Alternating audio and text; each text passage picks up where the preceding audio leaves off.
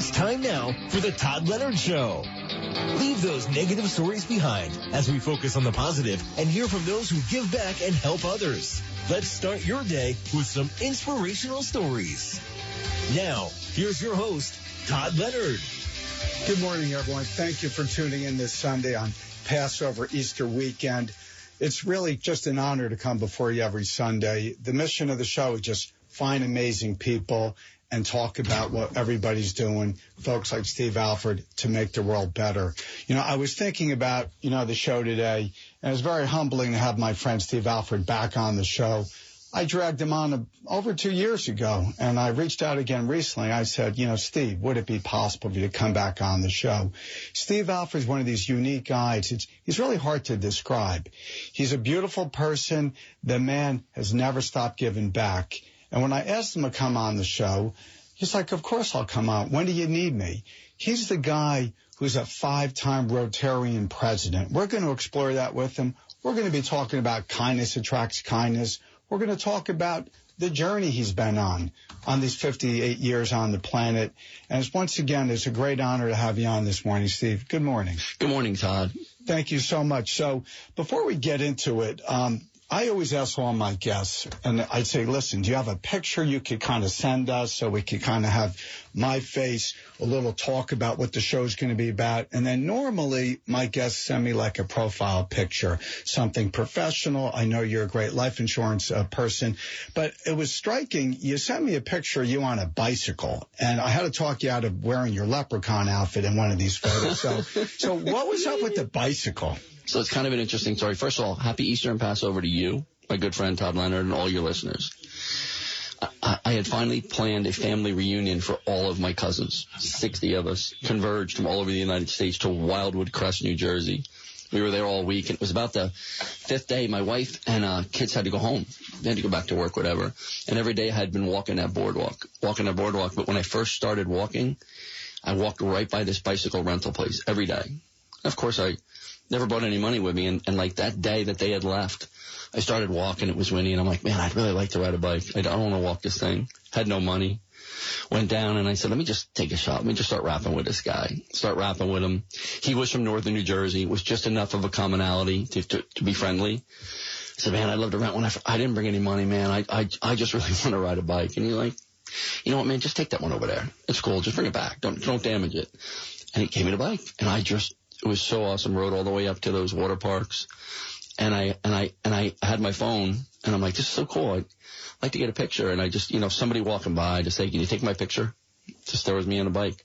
But the point of it is, being friendly just opens up a lot of things. And everybody is friendly, but they don't always act friendly, right?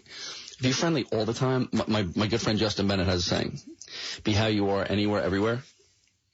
And I'm truly that way. Like, this is me all the time. I don't know if everybody else is, but I just thought it was an interesting thing, and I probably could have done it every day with different bike shops. You could probably do it on almost anything.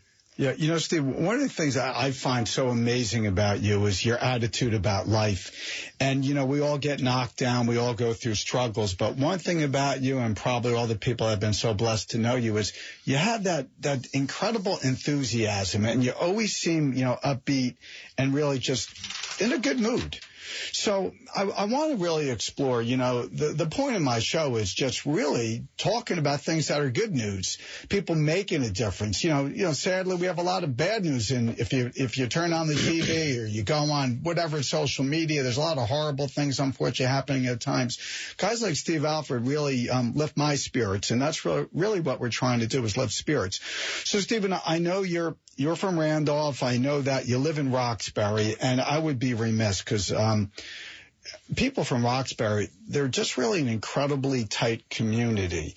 And it's something that was really striking to me. Why did you settle in Roxbury? Taxes.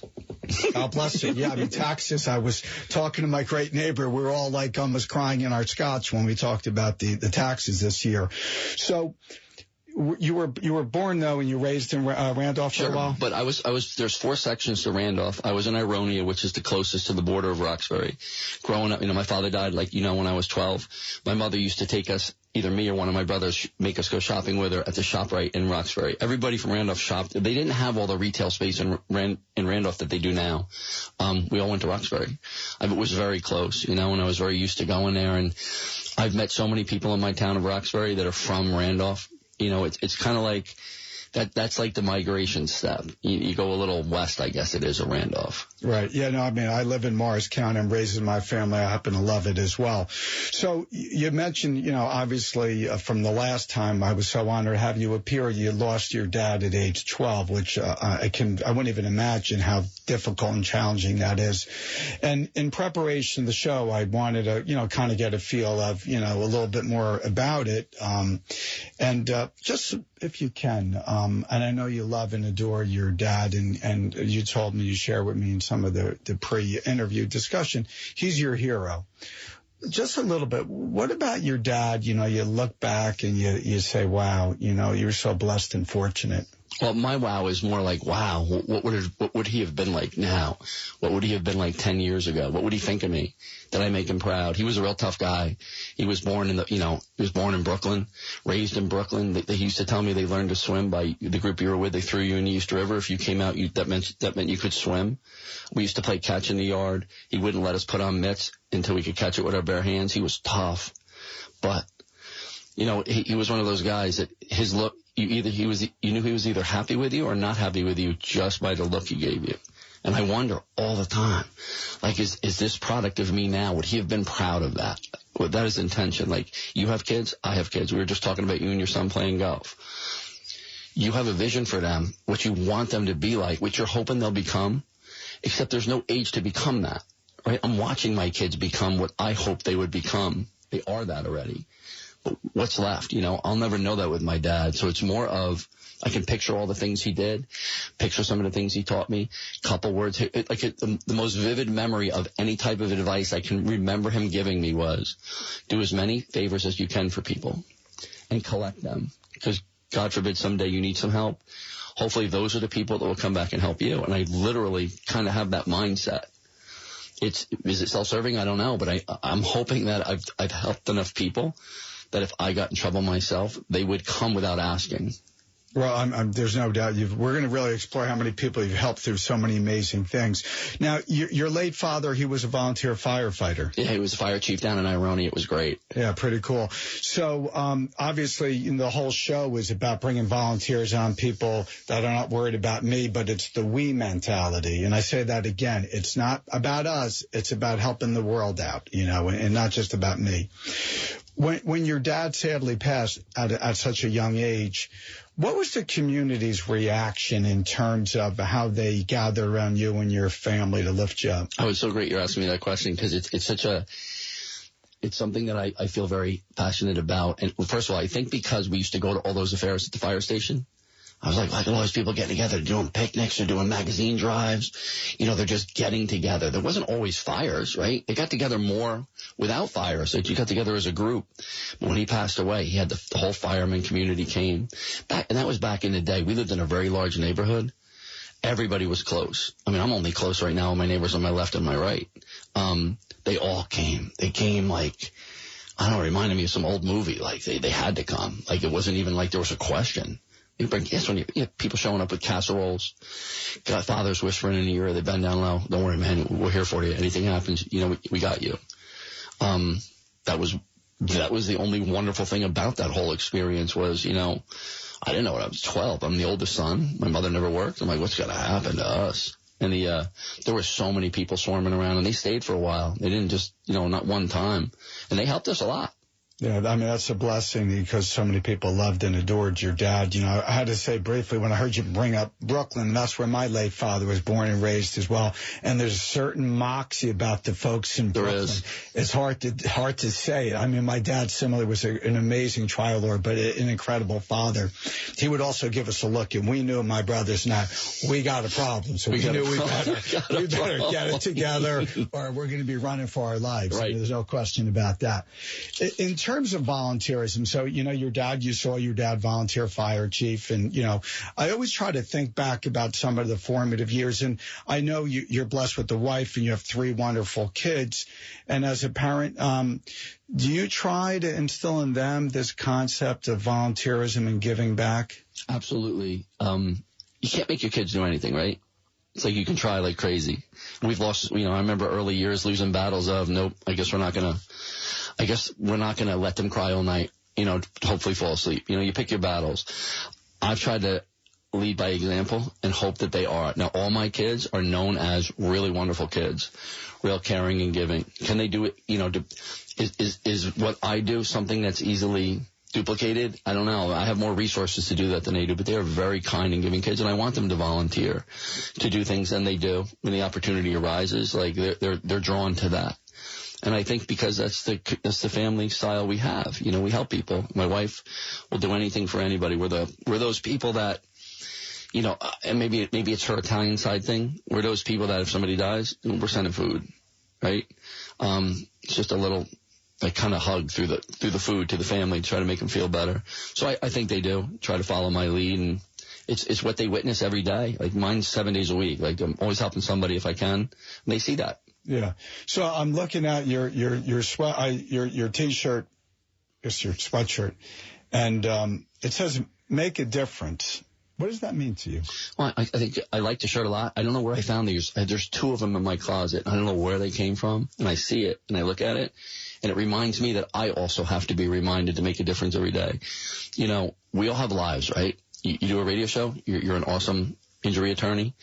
But you have a life. Things come up. And even though you had a mission, maybe my mission when I woke up was to make a difference today, things get in the way. I also need to be reminded myself, that's what I'm trying to do here. And when I see it and I wear it and I feel it, it's like I'm shouting out, I make a difference. I want to make a difference. Tell me how I can make a difference. Well, we're going to talk about how you made a lot of difference in a lot of lives. And I just want to go back to some of the inspirational things because, in life you go through different adversity. We all get our butts kicked. Whoever says they never got their butt kicked is lying. Sooner or later, you're going to get it, and you probably get clobbered like from behind, like in football, right? So, and when we were, getting ready for the show, you talked about how your father inspired you that anything is possible. And how does that carry you through the day in terms of your life and how you conduct yourself? With this idea, a very uplifting message is anything is possible. Sure. Maybe give me a moment to talk about my Interact Club because they're really, really important to me, and it ties into anything is possible. So I've run a high school Interact Club for 17 years. I started it. It's an extension of the Rotary Club. Currently have 360 kids in our Interact Club, which is almost 1/4 of every kid in the high school, right? We take on projects that seem like there's no way in the world we could possibly pull that off. And we just say yes. Like I say yes to everything. They say yes to everything. I have 10 amazing officers. I got Bella Patilla, who's a freshman, only the 2nd freshman we've ever had. I have Delaney. I have Vanessa. I have Julia Kest, who was the other first freshman we ever had. I have Chloe. I have Tyler. I have Julia.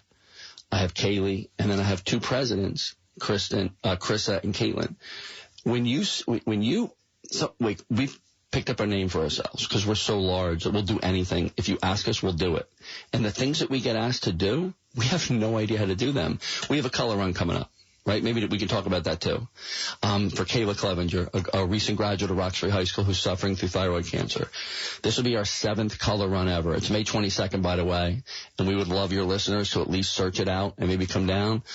And when we first did our first color run, it was for the Carenti family. The father was suffering from brain cancer. The daughter, Kayla, was a freshman in our club, shy as could be. When she found out we were thinking about doing it, we had this idea. Why don't we do a color run? You ever see them advertised? They'll roll into a city, charge $60 a head, and there'll be like 100,000 people will come out. But we wanted to do a local fun one. We had no idea. And the kids said, can we do this? I said, listen, anything's possible, right? Anything's possible. It could be great. It could be bad, but it's possible to do. And to have that mindset of anything is possible, it makes you less afraid to try anything. Some of the stuff these Interact kids have done to lead their peers, 300 kids, you would look at it and go, you guys can't really do that. And we do it. Anything's possible. I love that mentality. I'm on the radio. Anything's possible. Well, I dragged you on for the second time, so anything can happen. Anything can happen. The same thing from my perspective. This is a new mission in my life as well. It's not a new one. I'm getting back to it and hopefully a little more intensity and see it through. It's brand new for me, too. I don't know. A lot of listeners have a different idea that they want to pursue. They're afraid of it. They're like, oh, my God, I'm going to fail. You never know. You put your hat in the ring and you go for it. But I love the ideas. Anything is possible because it really is. It's never done until it's done. And then everybody says, oh, yeah, that's right. We could have done that. Could have done that. I was thinking like Roger Bannister when he broke the 4-minute mile. Mm-hmm. I never was a great runner, but back in the day, that was like an incredible, like there's no way you could break the 4-minute barrier. Once it got broken by Roger Bannister, the times they're putting in now is beyond incredible. Beyond incredible. Beyond incredible. But, I wanted to talk, your enthusiasm for the youngsters, these high school kids with the Interact Club was also very striking to me because, so many people think, oh, the young kids, they're all screwed up. That's nonsense. The young kids are beautiful. They're amazing. They have so much potential. And you see it every day with the Interact Club. I want to talk a little more about it, but I want to first go back to the world of the Rotary Club because I was driving here this morning. After my workout, of course, I have to get ready for the show. Tip-top form. And especially with the Facebook Live audience. In the past, they'd only hear the voice. Now they have to kind of see how I look. So I got to do my best.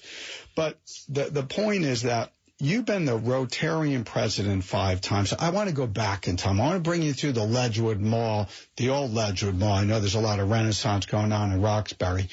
But there's a guy by the name of Don Schuld. Now, I never met Don, but, I want to understand. You're going through the mall. How long ago was that? Well, hold on. You have to first of all understand, first and foremost, Rotary changed my life. Completely changed my life. It gave me a platform to do what I do now. So at the time I was walking in the Ledgewood Mall, we had recently moved to Roxbury. I was kind of looking to get involved. I didn't really know anyone here. Like as well as I'm known right now in Roxbury, if I stepped into your town, I didn't know nobody. Oh, well, I'll get the red carpet out for you, Steve. But it's this little place, so I didn't know anybody. This guy, Don Schuld, having a civic day. Hey, this is something that is so amazing to me in life, right? And this is why it ties into so many things, why I love working with kids from we have early act clubs. I run all the early act clubs in every elementary school in our town. There's like 100 kids in each club. They're 4th graders. Wait, Thomas, hold on. I have a little time out there. You're involved with these young kids. You're talking like 4th graders? 4th graders. That's awesome.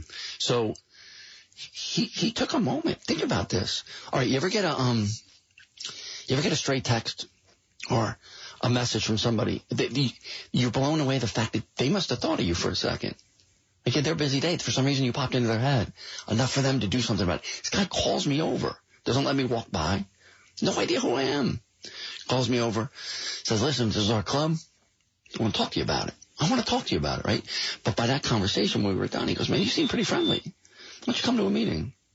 And by the way, what are you doing for work? I don't know. I just sold my limo business. I'm kind of looking around. Well, I'm also in the life insurance business. We'll talk about everything, right? This guy, Don Schuld, took me, plucked me.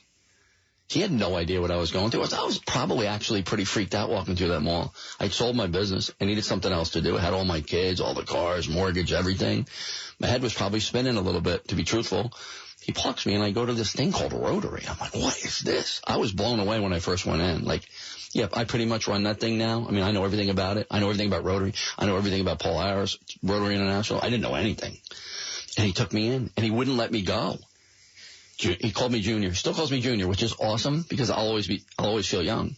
Junior, we have a meeting. You got to be there. Junior, we're taking these people from Sri Lanka down to Camden to see the battleship. You got to be there. He was that kind of guy, and we're as close as we can be still today. That's such a blessing. If you think about it, how people can touch your lives in ways you never even consider. And that's part of life's mysteries and life's journey is you are on a journey. You don't know that one person can change your entire life. You can go from down and out, and then all of a sudden your spirits get lifted up. It's an incredible gift. Because somebody takes a second. He didn't have to. He could have grabbed the guy behind me. Think about that. He could have grabbed the guy behind me. Or maybe he was talking when I walked by. Never joined. If I had never joined Rotary, I'm probably not on this radio show. Well, I don't know. I'm blessed. No, I'm telling you, it's the platform to give. It's a platform for kindness. It's now 45 like-minded people that are only trying to be kind and help others. That's just an incredible thing. Well, God bless Don Schuld. And, you know, one of the things in life, too, is mentorship is so important. And what I find so beautiful and so incredible about you, Steve, is you mentor so many kids, but you're paying it back. You're paying it back, okay? An example, if you're doing good deeds, they're going to come back to you, that whole idea of karma, right? So how many years ago did you meet Mr. Schuld at the mall? 23. That's pretty crazy. 23 years ago. 23 years ago. So 23 years ago, you got introduced to the Rotary Club. And I was joking with you last time you were on the show. The only knowledge I knew about the Rotary Club when I grew up in Springfield, New Jersey, right here in Union County, they sponsored a Little League team I was on. And kind of which was really cool is I sponsor some of the local youth athletic things. I think it's really important because I loved it. I remember playing under the lights Little League ball at the Springfield pool. And I try to, give back every chance I can. But the idea of just how a life can be touched in so many different ways. And you keep on mentoring. So one of the things that we did to promote the show, I'm like a bit like P.T. Barnum. Right, I like to get in there, I loved one of my favorite movies, The Greatest Showman, with Hugh Jackman. Yeah. He's a really talented guy. I said, if not us, then who? Now, I know that's one of the mantras, right, of the Rotarian way. And we also, I was doing a little research, have to seem intelligent as best I can, hopefully not fooling the listeners, of course, is service above self. Oh, it's a biggie. And I want to understand, when did you first feel when you got into the Rotary Club 23 years ago? What magic was available that you could start to spread all over the world? It was probably 2 full years. I think I joined, I didn't join for the reasons I'm in it now, for sure. It was starting to see that we were giving money locally to people that it really affected their lives. And service above self, that was it. If you're in Rotary, it's what they talk about all the time. It's a really hard concept to actually know what it really means, service above self, right?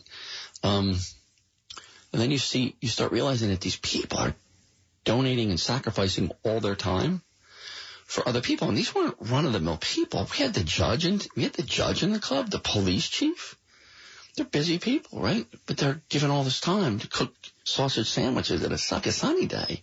So we could raise enough money to go buy dictionaries to give every third grader that year. And when you tie it all together, you're like, wow, that is service above self, right? That's a beautiful thing. That's exactly what my show is about, is service people doing stuff to help others, not for the pat on the back.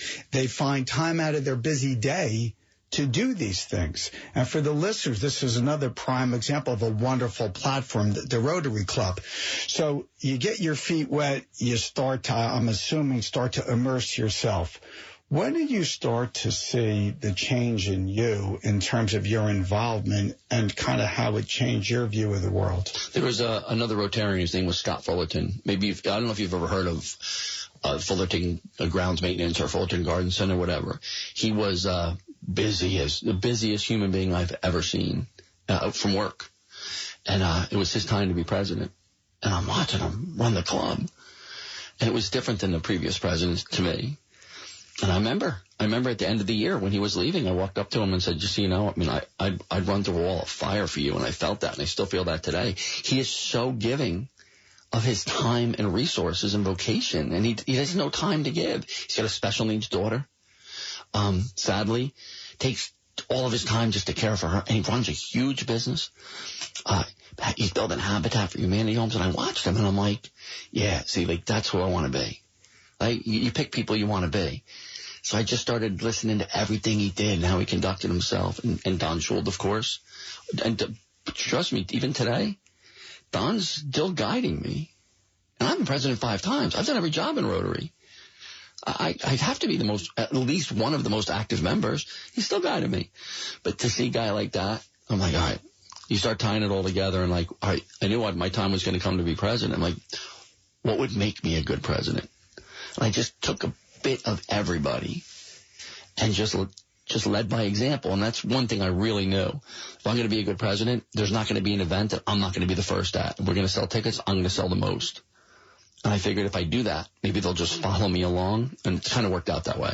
You know, I was writing some notes. I got a little worked up at the beginning of the show, but one of the things I wanted to say about you, Steve, is you truly lead by example. It's easy to say you're going to do something, but it's hard to actually do it and stay with it. And you've been doing this for all these years. One of the things that I thought was really interesting about you, and one of the beautiful things I mentioned at the beginning, was you really don't say no to people that need a hand up to help others. And that's another beautiful trait. And if you'll be so kind, kindness attracts kindness, so I hopefully get an answer, is where do you think you get that from, that, you know, you have something inside? It's hard to even understand it probably, but hopefully you can explain it for us together, is because I think the listeners would want to hear, and people that, you know, love and adore you, is where do you get that inside that you can't say no when people say, I need a hand up, or, you know, this person's sick, or they're battling cancer, or we're going to clear brush in the horrible weather, whatever it might be. Or you're going to inspire these fourth graders. Where does it come from inside? I'm going to answer this. It's a little heavy. Hopefully it doesn't freak anybody out. We got to wake up the listeners. Hopefully they're up. And I'm hoping there's one listener at this show who's going to understand what I'm talking about. I've given a lot of thought to this, and I've been operating this way for quite a while now. I think we owe a debt to somebody. Who we owe the debt to, I'm not positive. Is it God? Is it the universe? It's not my neighbor, right? It's something big. I've received more passes in my life that have no explanation why. Some of them were big, like I needed a pass. That's when you're down on your knees, you're talking to God, crazy, God, give me a pass in this. I swear to you, I will make it up to you. But if you really think about it, you come into this world, you owe a debt. You owe a debt to your parents for bringing you in.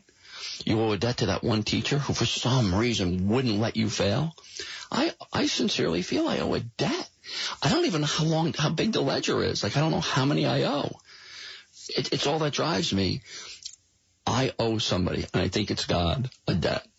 And the only way I can pay off the debt, I'm being serious here too, I'm not out of my mind, is by doing as many good deeds as humanly possible. Most good deeds are so easy to do. It's just a matter of doing them. Hardly any of them cost grandiose amounts of money. Most of them cost no money at all. And I feel like every time I do one, or the people I'm guiding, all my wonderful Interact kids, my early out kids, we had an event a month ago, an Easter egg hunt in town. They needed like 30 of my Interact kids to spread out 3,400 Easter eggs, so 800 kids could come get them. It was 8:30 in the morning. It was raining. It was cold.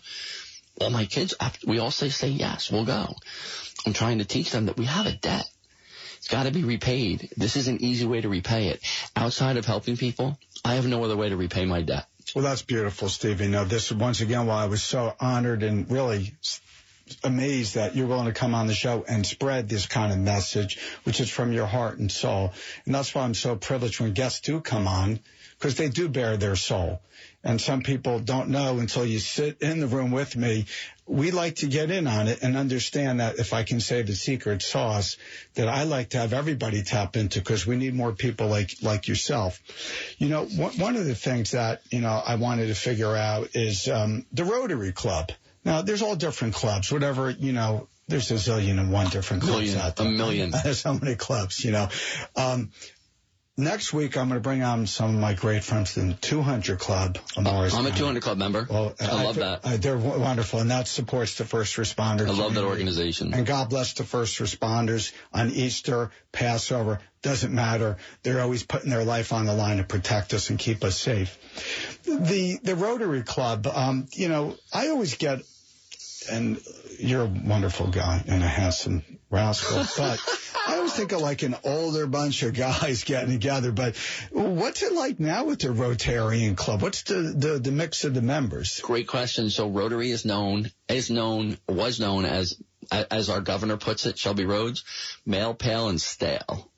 Our current club, we have, let's say, 45 members, 12 are women. We have 4 different cultures represented. We've been getting younger Our most recent young guy, this is great too, by the way. If you can give me like 30 seconds, this is blow your mind. I didn't even know this. We take on a new member named Mike. He's 24 years old. He went to Roxbury, went to the military. He's having some issues mentally. He came out. The military now encourages veterans to join Rotary clubs. You have an immediate family. This guy comes in at 24 years old. He's an animal. He goes to every event. He helps with everything. So now we're getting younger. We're very diverse. It's awesome. And having that big mixture of women, men, youth, keep some of the old guys for the seasoning that really know the ropes. It's just so incredibly awesome. Like, I can't wait for Thursday at 12:15 to go back to my lunch meeting. And our lunch meeting, I wish you would come. I've asked you many times. It is complete controlled chaos. It is bedlam at the barn at our meeting. Laughter, busting chops. We pass around, we do these happy dollars. Because of the types of members we have, it's not uncommon for us to raise $700, $800 a meeting in happy dollars. Oh, that's awesome, Steve. Listen, for the listeners, we're going to be right back in 30 seconds with Steve Alford, the 5-time Rotarian president. Woo! The Todd Leonard Show is sponsored by the Leonard Foundation, whose mission is to support the children and families who are battling pediatric cancer and those in need of food and assistance, women's shelters, and other important social services in the community. They also proudly support those fighting pancreatic cancer. They feel it's vitally important to help those in need in our amazing community when they need us the most. Please join them in extending a helping hand and go to leonardcharity.org and donate now. Together, we can touch many lives. So Steve, you're all worked up. I mean, you're calling. I'm out of my mind right now. That's beautiful, but you're calling me out like on the radio and Facebook Live. Like, when are you going to show up at the barn and let's kick it and let's kind of get you in on it? And I will definitely have to. But can I tell you real quick why I keep bringing that up? Why is that? You mentioned mentorship before, right? I have a really strong feeling about mentorship. I think it's backwards. You know, I don't think anybody asks somebody to be their mentor. I think it happens naturally. Do you know you've become a small mentor of mine? Now I'm fascinated. Talk to me. If you think about what a mentor is to you, it's somebody that you start to feel comfortable.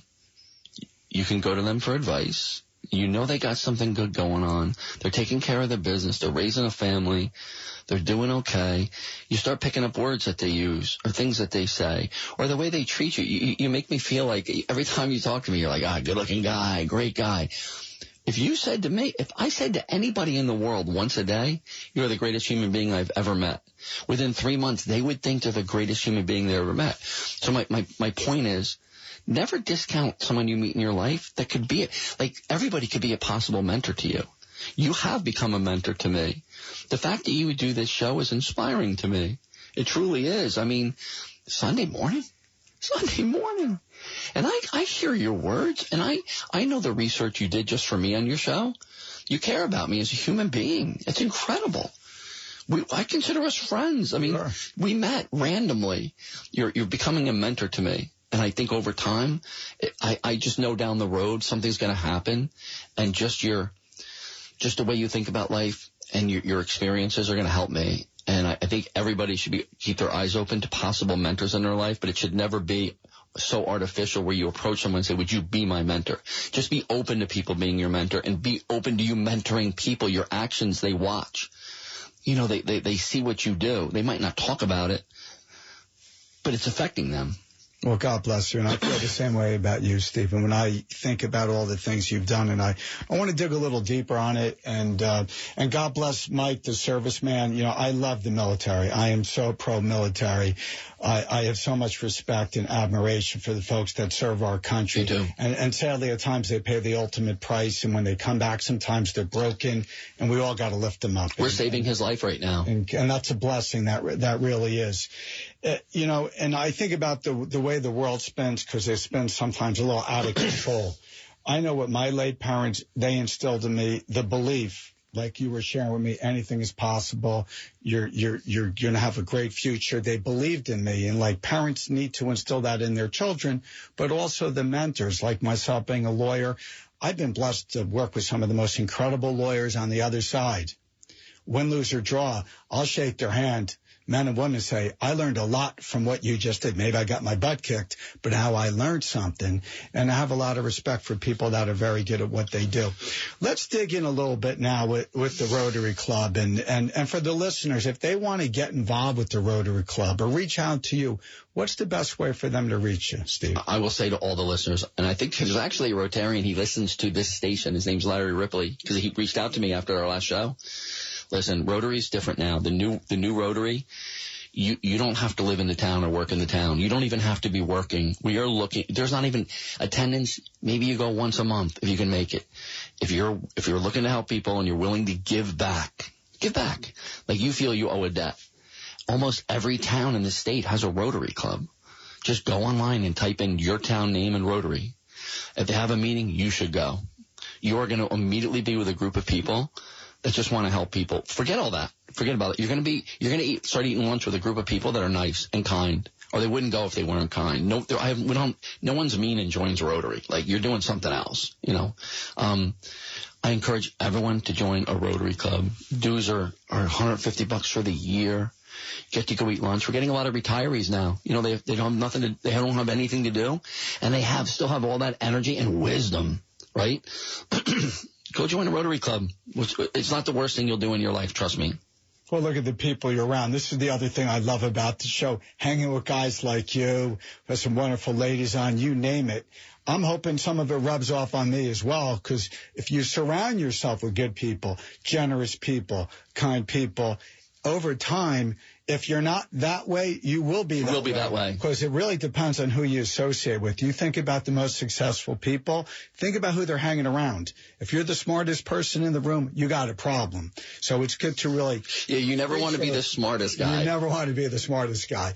So, thankfully, I never have that problem. But literally, I always think, you know, an organization is only as good as the membership and their commitment. I want to talk about, you know, the fundraisers that you've been involved with. You know, as a 5-time Rotarian, and I know there's probably countless hundreds, right? But when you have a call out for help, because sadly people do need help, and you know you're there, you're like the cavalry, and when you get that call for help, how does the Rotarians kind of get together and kind of roll with it? And we're gonna provide the support. How's that work? All right. So a perfect example of anything is possible. 2 years ago, when COVID started, we have several fundraisers during the year that are automatic. The fruit and pie sale in November, cash raffle in May, one other thing. I can't even think about it at the moment, but we have to do all these other things as they come up. Couldn't do any of our normal fundraisers. It's COVID. We still have to give out $20,000 that's like kind of what we give out just to start. The people that need it, every year. And I went to the club and I said, listen, we got to try something. Why don't we just do a cornhole tournament? It's outside. It's a little less restrictive. Maybe people will come.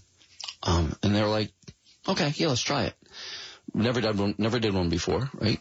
Start getting boards, whole thing, make it work. First year we raised $4,000. Second year, COVID, I'm saying, you know what, let's do it, but let's make it even crazier. Went out and got almost 100 sponsors for the event. Raised $12,000. 64 teams show up.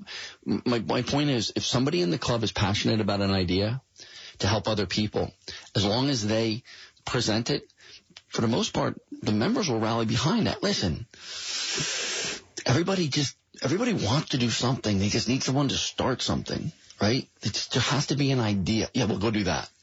But you can't have a room full of people. Yeah, I'm willing to do anything today. It's like a group of people trying to figure out where to go to dinner. It eventually takes one person to go, no, we're going to go to Migo, you know, you can eat sushi, and all right, we're going there. Somebody has to have the idea, and then people will normally just follow it. Interesting. You know, with cornhole, I have to tell you, I'm fascinated by the game. I never heard of the game until recently. I actually watch sometimes late at night these college cornhole tournaments. I'm like, these guys can play. I played my first cornhole literally like about 9 months ago, give or take. And I actually enjoyed it. But you raised so much money. So much money with the game. And where's the money go, Steve? Well, first of all, I'm going to read between the lines and take that to mean you are coming to this year's cornhole tournament in September. You're also going to be a sponsor, and you're bringing a whole crew from your law firm. So that's good. So Rotary Club, we got Todd, so we're good. It could go a number of places. Some of it goes to social services. Some of it goes to buy dictionaries. Some of it goes to support the local library. There is not, at any of one of our meetings, there is not a Cub Scout, Girl Scout, Eagle Scout, high school choir, high school track team. If you come into our club, you're leaving with money. You're leaving with $500. You're leaving with, if you request money from us, we are 99% of the time going to help you. And then we search out things. People need home heating oil. We find out through the grapevine. That money goes there. We give it out constantly, and we try to do a good job with the fundraisers. So, sadly, people are touched by cancer, sadly. I lost my parents to it. It's a dreaded disease, and it's like talk about getting clobbered from behind. But when you hear someone's battling cancer, you guys circle the wagons. But one of the beautiful stories is when you dressed up as a leprechaun for St. Baldrick's. And I found that once again, I use the word striking because to me it is striking.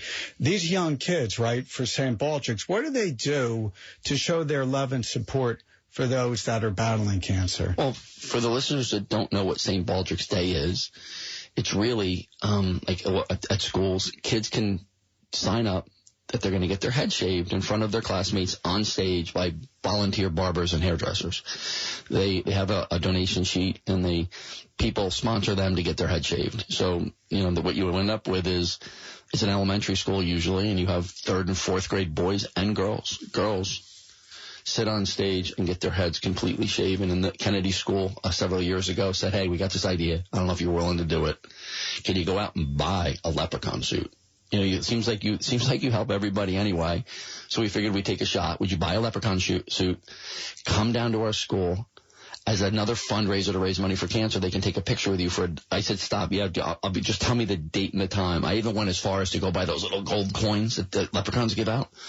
And they just, one by one, they sat next to me, someone with their head shaven. You watch a little girl. I mean, think about how hard school is, first of all. It's brutal, right? I know my kids. I talk to them all the time. It's hard enough in school. Some 4th grade girl was that touched because her uncle had cancer or her aunt had cancer that she's willing to shave her head. It makes you cry. Like, I literally got tears streaming into my orange beard. I'm like, oh, my God, that's pure. That is as pure as it gets. That is just perfect. And that's one of the examples of why we have to believe in the kids, because the kids are amazing, and the kids have a lot of resiliency. Yes, there's a lot of troubled kids as well, and we're going to talk about that briefly in a minute. Melanie. Oh, Melanie. I know you want me to talk about Melanie a little bit, who's... I do want to talk about Melanie. Yeah. So let's just leave it at Melanie. Okay. We found out about a girl who was suffering from leukemia. She was about 7 years old at the time. And we hear that, and we're like, we want to do something. Track down the father. It was a miracle to even get a hold of him. Start talking to him. Hey, we want to do something for your daughter. Well, I don't know what you can do, She's blah, blah, blah. The bills are help. Someone's already helping us with the bill. She's at shop. So we came up with the idea that we were just going to give her a box full of cash, because at that age, one of the things you like doing is counting. So that was the premise. Show up with we rallied the troops, show up with a box full of like $1,500 in different denominations, go to the house, me and this other guy. She opens it. And it wasn't so much even her, it was her younger sister. Eyes were like saucers. She's like, look at all that money. And she looked at me, and oddly enough, this was the best part about life. When I walked in, I didn't think I knew who she was. She looks at me and she goes, oh, you're dictionary man. I said, excuse me? Her hair was like half gone. You're a dictionary man. What do you mean? You gave me a dictionary last year. Because I give a dictionary to every 3rd grader in town every year for like 19 years. I sit in front of the class, do a whole program, and I look at their little faces. So from that moment, she became like my complete inspiration. I wanted her to live so badly and fight this disease. And I ended up like, that happened. Then I found these cool ice cream containers online you can buy that actually have inspirational messages on them. And I found out her favorite ice cream, and I sent them for her and her brother and sister. And, you can do McDonald's, DoorDash. Let me trust you. You ever want to make someone's day? Do McDonald's DoorDash just with chocolate chip cookies. It'll cost you about $4.69, maybe a $3 tip for the driver. Your life will be forever changed. They come warm and gooey. Then I get the video, and now I become friendly with the parents. My Rotary Club is behind everything we're doing for her, right? They'll do anything for her. We're doing some other stuff. I get the video one day, and it's her ringing the bell, the cancer bell. That's beautiful. And I said to myself, I'm never going to leave this girl's side. So a couple of years have gone by. She's cancer-free, and I love that family to death, and I would do anything for them. But they're inspiring me so. Like it's like her strength is allowing me to run a cornhole tournament, is allowing me to go do other things. I'm just doing it for all those other people, but I'm really doing it for Melanie. I said, thank you, because I owe her a debt. She impacted my life. She changed it forever. Right. Forever. That's about, God bless her, and I pray she continues to be cancer-free.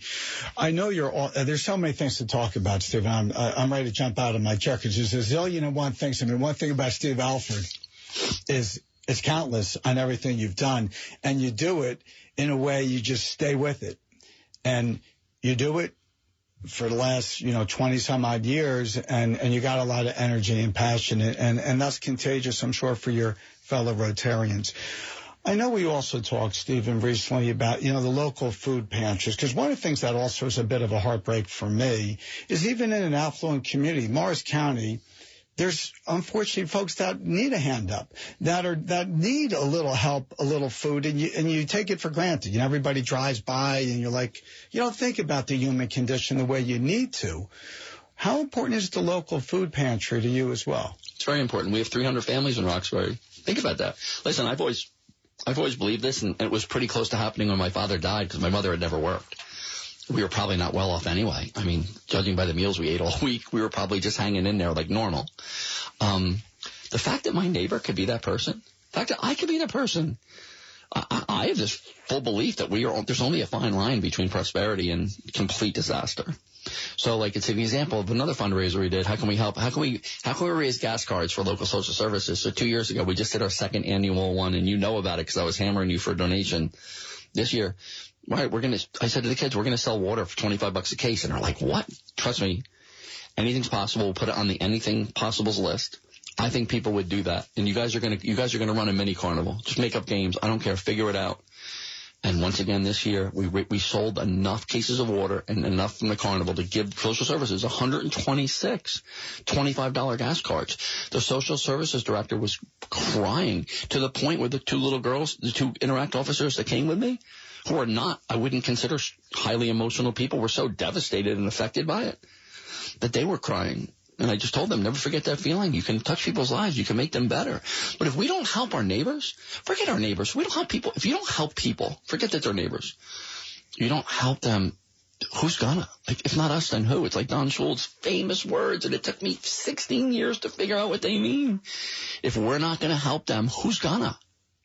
Maybe other people will, but just in case, let's make sure we do. Yeah. Let's make sure we help them. I mean, it's one of those things in life, too. You always think someone else is going to step up, and guess what? No one does. They'll get it. No one does. Right, and that's why people like you are so amazing, is you stand up right away, and then people follow you because they see, hey, Steve Alford, the Rotarians are standing up, they're helping out, and then the community. You were telling me about this fundraiser, people were paying money for water, case of water. And you told me about a gentleman that showed up with his young son. That blew me away. Yeah, what was that? Just can you tell the listeners about that little beautiful little story? The only thing that upsets me about that story is I didn't take his number. I'm really weird. If I become your friend, and people, it takes them a while to understand this, I'm your friend for life. I'll be Melanie's friend for life. Emily Mayer from that first show, she's my friend for life. I'm with you for life. This guy, there was a lot of stuff going on in the parking lot of the church, and one of my officers yells, Alford, you got to go get that guy. He just spent $100 for 2 cookies. Didn't you take any water? I'm like, what? So me and her stop him as he's leaving. He's got his 12-year-old son in the front seat. And I'm like, bro, I got to ask you, why did you just pay $100 for 2 cookies? And he's dead serious. He goes, because I want my son to understand that if this many people are willing to come out to help other people, we have to help those people. Like, we don't necessarily have to help the people they're helping. We have to help them. And I'm like, I looked at the kid and I said, if you do nothing else in life, just be like your dad. Yeah, beautiful. I mean, that was... And now you bring it up. I'm so upset because that's a guy who could have been my friend. I like that guy. I would have liked to get to know him more and keep him as an ally. But I have a feeling if we do it again next year, he's probably going to show up again. Incredible. Well, maybe he's listening. Who knows, Stephen? Bro, if you're listening, Rotary Club, the barn, every Thursday, 12:15, I got to see you again, bro. Yeah, I have a feeling he'll be reaching back in contact with you. I want to go back, though, about these Interact Club, the Interact, the Early Act. And, one of the things that I have to tell you, growing up, we didn't really have that available. And I know we're trying to be much more socially conscious now, all the educators and the kids and the programs and all the wonderful things that are now available. But whose brainchild was that, the Early Act? I mean, we're talking young kids, the Interact Club. Where did that all evolve from? Can you give me a full minute? Like one full minute? We got another minute, Stephen. You're loquacious. So I go to a district conference. We do have district conferences. We got one coming up in Hershey next week. I see a woman speaking about there was an Interact Club in some high school. And I'm not listening. And I'm like, you know what? We don't have that in our club. We just have Kiwanis. My kids are still in school. No, well, they were younger, but they were going to be getting to high school. So I approached the school. I said, all right, we'll give it a shot. It's a leadership club, right? Helps with public speaking. I start the club. And it took a while to get going. The first club had 20 people in it. Today, we have the largest Interact Club in the United States. Roxbury High School does, by far. Like, it's not even close. And then I go to another conference, and they started an Early Act Club for little kids. So I get to school to agree. We have wonderful superintendents in Roxbury. Against their will, they start a club. And Franklin School was the first chartered Early Act Club in New Jersey. And then other schools wanted to duplicate it because these kids are the ones that end up. Listen, if you want to do well in life, unfortunately, all you kids, I doubt there's any kids listening that are too young, but you got to learn to public speak a little bit. Well, hold on. My boys better be listening. Leonard boys? My wife strict instructions. I want the youngsters listening, but no. But Leonard boys, here's your only advice you're going to get from Mr. Alford today. Learn to public speak just a little bit. Not good. You don't even have to be good. Learn to be daring enough to go up and speak at all. It'll make you a leader. You could go to any meeting in the world and in your life, and who's ever talking, and with confidence, everyone in the room is like, oh, he's leading the meeting. We must listen to him. These kids are amazing. I'm giving a service award to someone coming up on the 28th who doesn't even know. She won some Morris County Service Award. I'm reading the article and tapping to Roxbury. She was in the Early Act Club in 4th grade. She was so shy. I told her, you got to become the speaker of the club. She's like, what? I said, yeah, the speaker speaks. Now she's an animal. The kids are amazing, but you have to learn to speak a little bit. You got to be able to, everyone has something inside of them. You got to get it out. You got to get it out, because every time you get it out a little bit, it just makes it so much easier.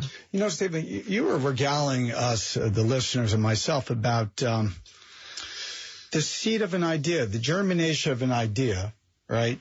You're starting with these students, and it's spreading, right? You lead them by example, but the kids, you know, I'm assuming you're creating a legacy of excellence here. So you have the younger kids, the high school kids, and if they get exposed at an earlier age to this idea of not just about me, I want to be kind, I want to give back, I want to lift up others. What impact do you think it's already having on these young folks? It's having a lot of impact, I can tell. They're more confident.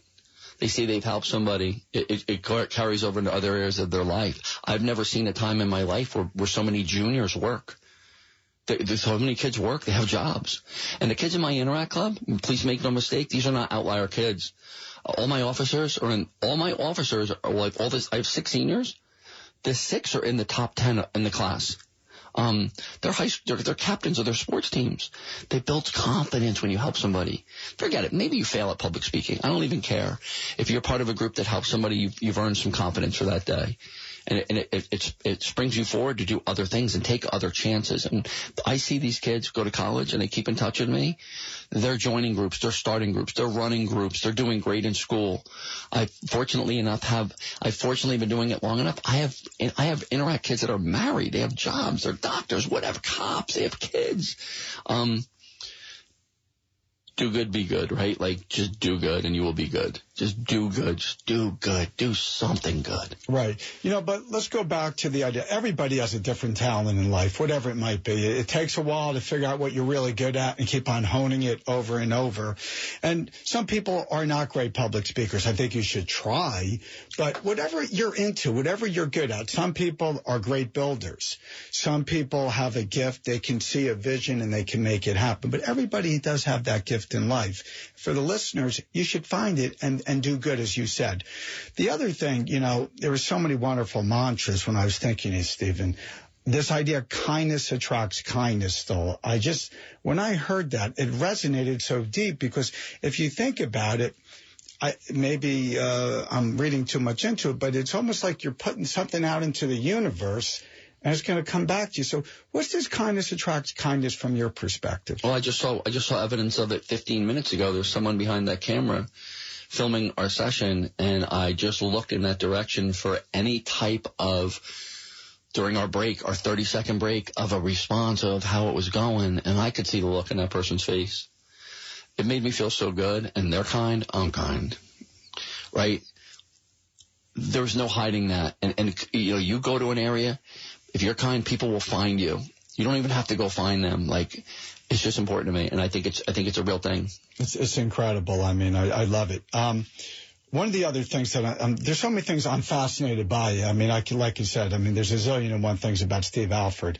One of my friends was busting my chops, sent me a little Facebook message. He's like, Steve Alford, is that the hoops guy from Indiana? I thought that was a little naughty, because I said, you're much better off the court. No disrespect to Steve Alford. You're amazing. How's your basketball skills? I used to play in a league at St. Therese on Friday night, and my hands are tiny. Look, they're tiny. So when I shoot, the ball kind of goes sideways, but I could play D, and I could set some great picks, and I loved it's not really my sport. Golf, I'm a little better at golf. No, I was saying you're a stocky lad, and I had to just bust his chops, because when I see him next time, I will remind him about that. The other thing that I find interesting in so many ways is you're on like this crusade, like the Million Man March. Oh, it's a crusade. A million people. Crusade.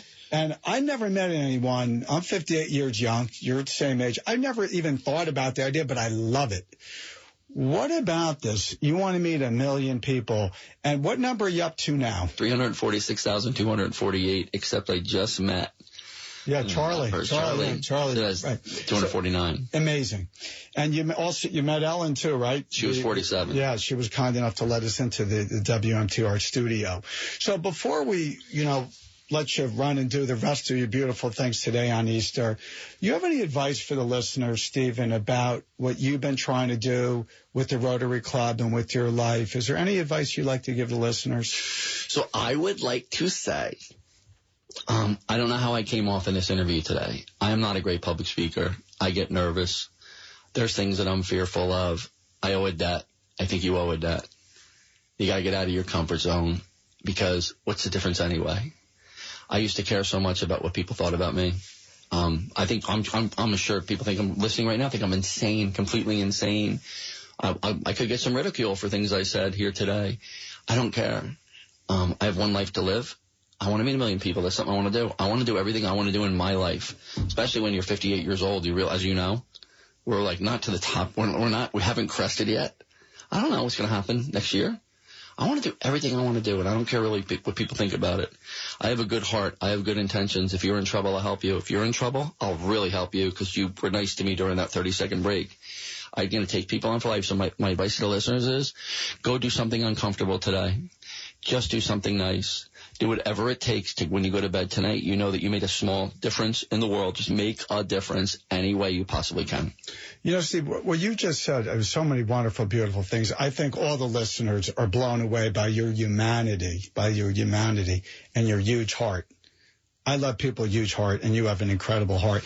I like a little insanity, because, listen, you got to run your own race. And this is one of the things with the listeners. Everybody's worried about what their neighbor's going to say, what their parents are going to say, what their girlfriend or wife. You got to do your thing. Whatever turns you on, you got to do it. You only live once. You got to make the world better. But you're really a blessing, Stephen. Every time I think of you, I think of a guy who's so wonderful and so giving and so kind. And you've touched so many lives, and you're going to continue to touch lives. Hopefully. And I'm so proud you thought I was your mentor. You're my mentor because I think of you when I want to get more involved and do more things. And I say, that's Steve Alford. He never says no to people. And if more people in the world would be like Steve Alford, this would be an incredible world. Before we leave you for this incredible show, I just want to wish everyone an amazing Passover and an amazing Easter. You know, people like Steve Alford have that magic. We can all make the world better. We should all pull together. If you see someone down and out, lift them up.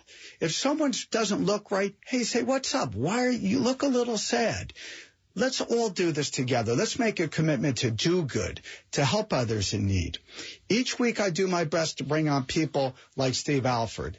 If you know people that are making a difference in this world, you contact my office, call my office at 973-920-7900. God bless you. Please tune in next Sunday. Take care. The Todd Leonard Show is sponsored by the Leonard Foundation, whose mission is to support the children and families who are battling pediatric cancer and those in need of food and assistance, women's shelters, and other important social services in the community. They also proudly support those fighting pancreatic cancer. They feel it's vitally important to help those in need in our amazing community when they need us the most. Please join them in extending a helping hand and go to leonardcharity.org and donate now. Together, we can touch many lives.